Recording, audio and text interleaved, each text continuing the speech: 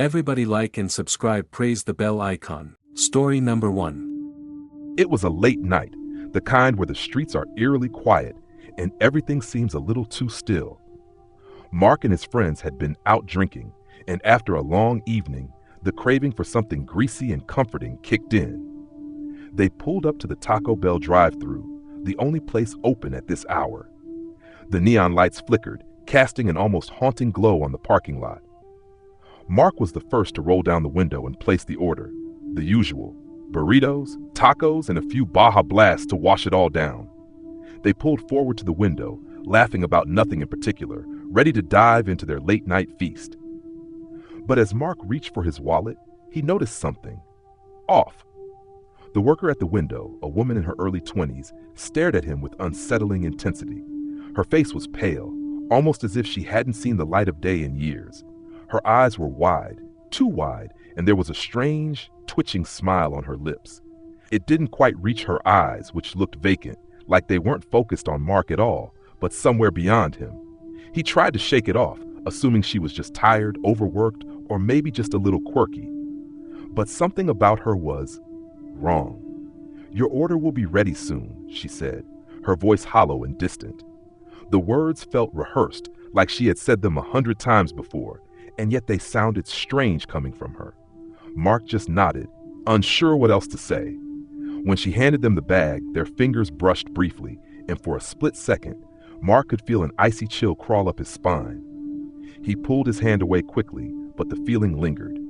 The woman didn't react. She just stood there, staring into the night, as if waiting for something. Mark's friends didn't seem to notice the oddness, too busy already diving into their tacos. As they drove off, Mark couldn't shake the feeling that something was terribly wrong. The air felt thicker, colder. He glanced back at the rearview mirror, but the Taco Bell drive-thru was already out of sight. They pulled into an empty parking lot nearby, laughing and digging into their food. That's when Mark noticed the strange smell. It wasn't the usual fast food scent.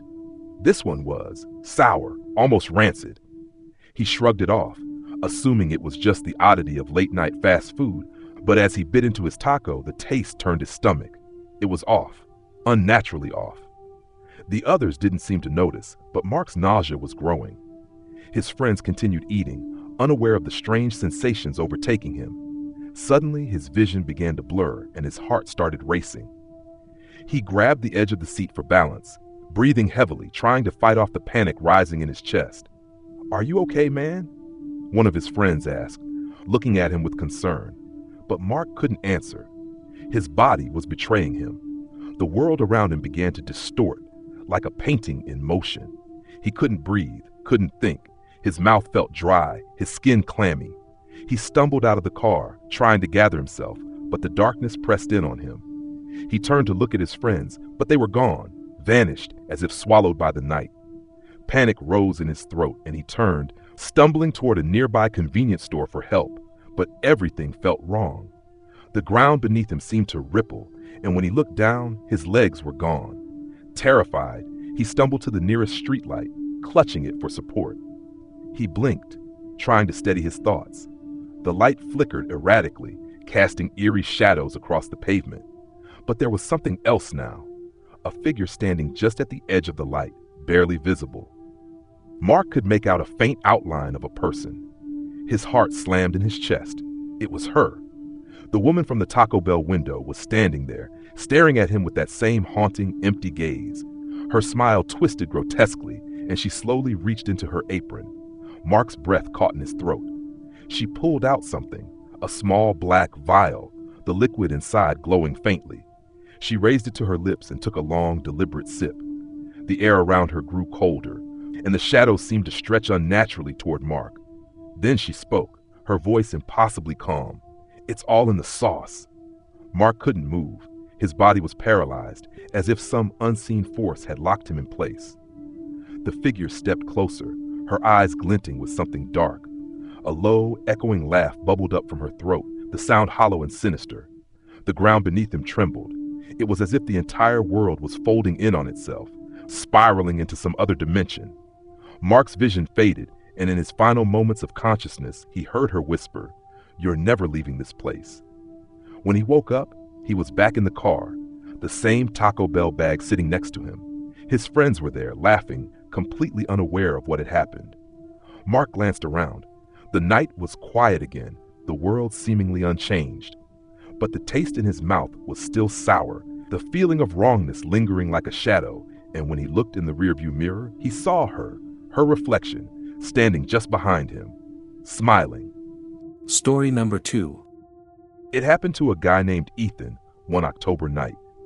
The kind of night when everything feels a little colder and a little too quiet.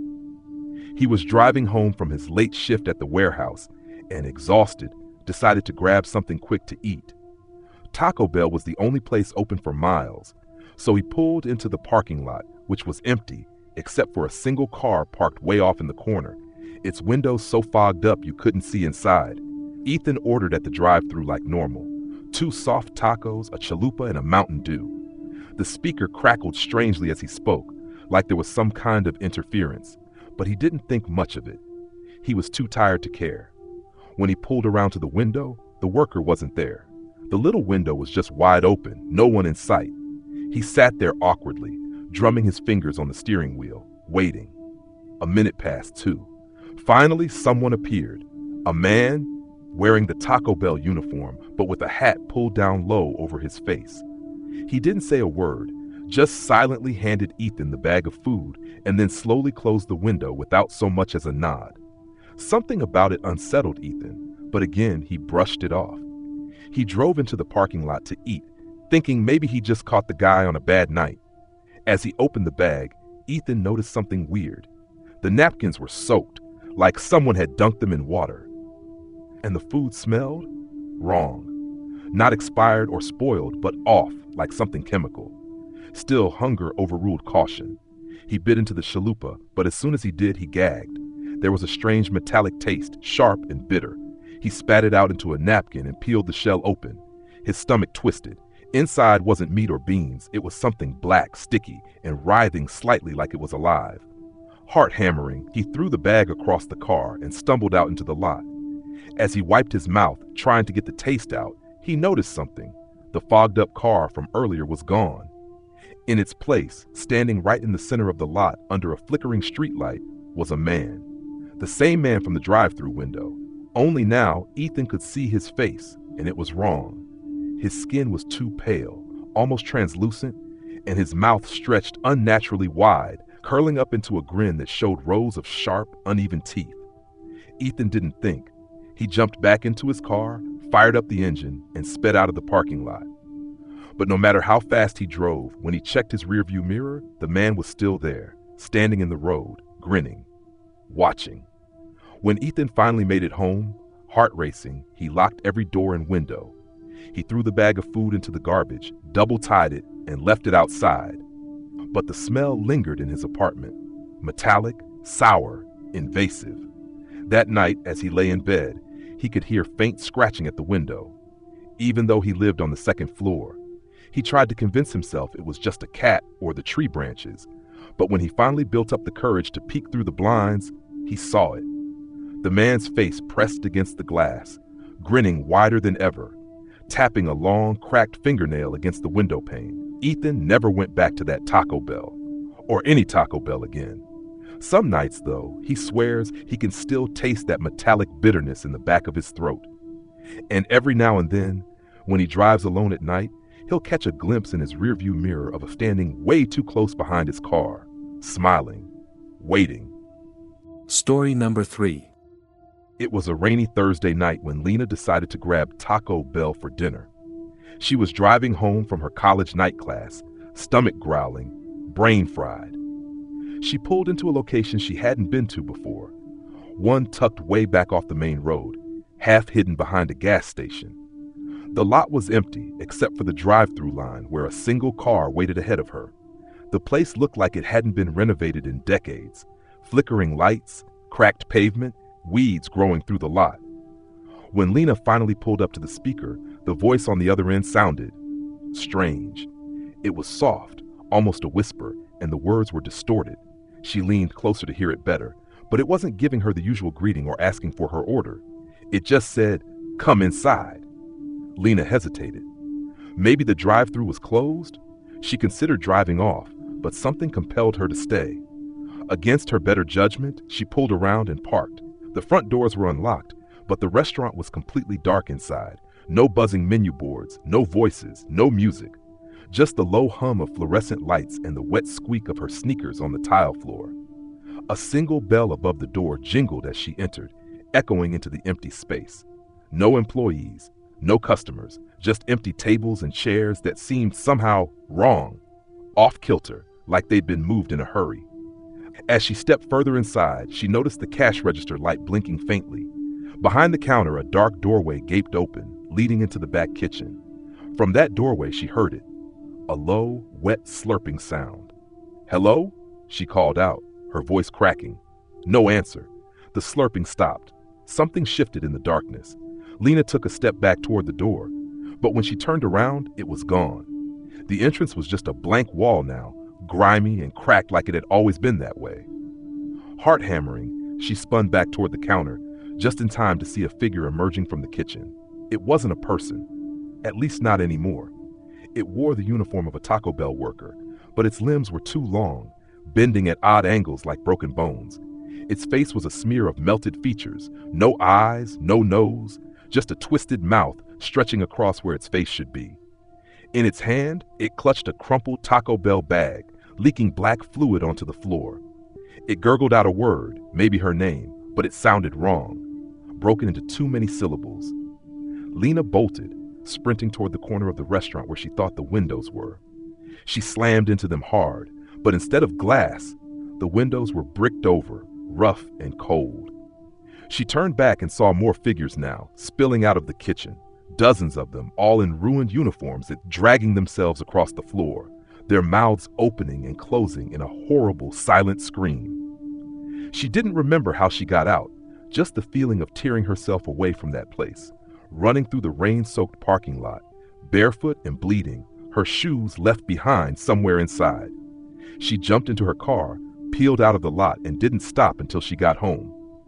Later, when she told the police, they said that Taco Bell location had closed years ago after a kitchen fire killed the entire night shift crew. No one should have been there. The building was condemned.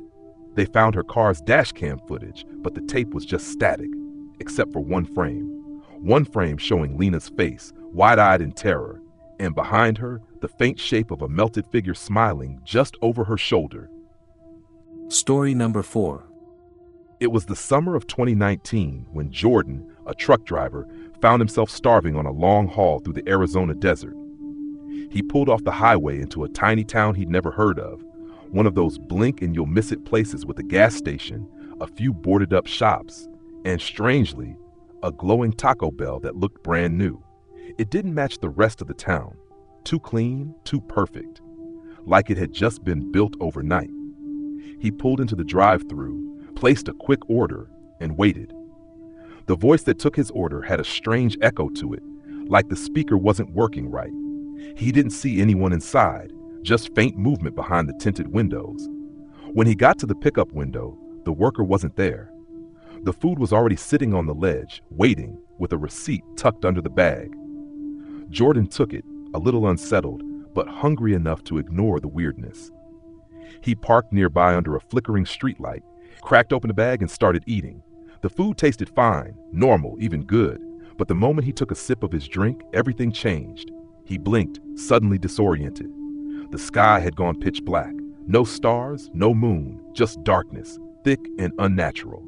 His truck lights were off, even though he hadn't touched anything. The dashboard was dead. The streetlight overhead had stopped flickering. It was frozen mid-flicker, like time had paused. Jordan stepped out of the truck. That's when he noticed the silence. Not just quiet, absolute silence.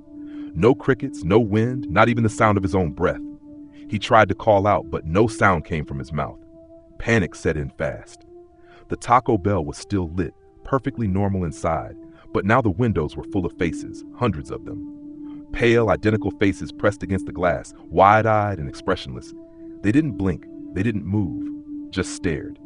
Jordan turned to run, but the gas station, the highway, everything was gone.